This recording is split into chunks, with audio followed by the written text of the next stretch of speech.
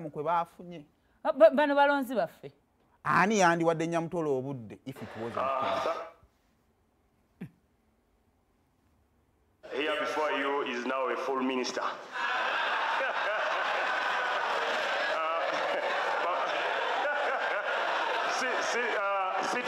Sitting on a front bench, courtesy of General Museveni Kaguta Yoweri, approved by Parliament Appointments Committee,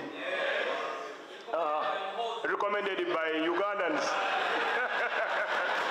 I thank Parliament for giving me this opportunity. I will work and I will serve my country, my president, and I will respect the Constitution of Uganda. When I was in the Appointments Committee, the Speaker requested me to speak to His Excellency to ensure that no supporters are released. The President, in his own voice and video, he said, give me the list. I requested the National Unity Platform to avail the list. Hope the leader of opposition is here. I'm yet to get it. And the Attorney General, court is processing many of these matters, and we have asked that they be released on bail because this is not prosecution but persecution. Right Honourable Speaker, is it in order for a new minister who seems to be a novice to come with excitement and claim that he has mandate to pursue a matter of people who are simply being persecuted as opposed to being... Honourable Ssenyonyi is the Honourable new minister.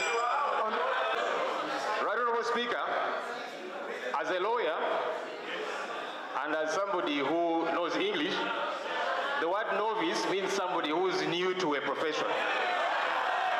The Honourable Balaama is a new minister. So the word novice is not derogatory in any way except for people who we need to teach some English. No. Gambo Lovinsa kitegeeza kigugu baitano ku Luzungu. Lovinsa nze mayiri nyali abajjajja. Anti kakati twagenze novice. Novice. Anti kakati fe twagenze okulowooza nga kirabikanga eky'obuvumi. Mmwe baani. Parliament n'ekyankalana tosobola kuwemula munno bw'otyo twabamanyira muwemula.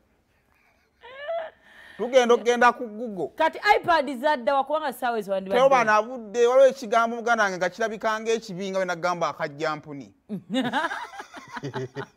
Akali novice kigeregere nyina akajjampuni. Abaka bonna ne balinnya mu kyoto. Tosobola kuvuma muntu waffe. Tovuma. Osobola okwogera nga tovumye. Twagenze ogenda. Ani ataase embeera? Yenyini kabireeta tugenda ogenda ku Google nga naye novice naye kitegeeza someone new to a field or activity. Ate ng'ekyamazima Honourable ye muki. Mupya baana Benson baana. Ani abuulinga eyo abapya?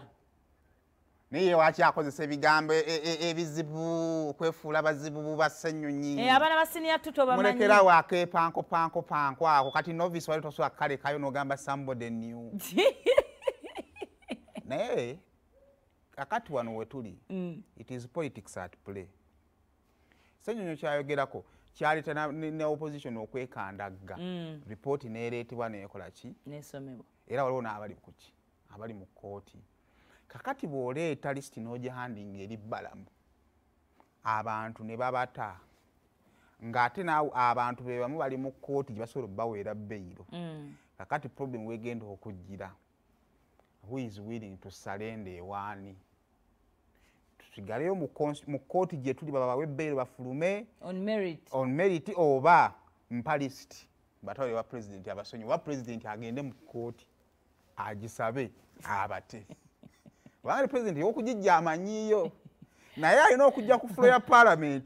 President yagisaba bagimuwe. Abamanyi gundi za gavumenti teziriyo tosobola kusaba gundi enogifuna. Nembabuye bafuna obudde. Tena wesenyiwa politics ne muntu wandi mwese. It is politics at play. Era ojja kusanga yabagamba ndowooza olaba baganya otta abaana baffe. Lwaki tawaayo list? Ssenyonyi waayo. Waayo list bata abaana n'abataasi. Ssenyonyi agamba bali makendi. Olutambula mu ba celebrities. What's up? Na comeback.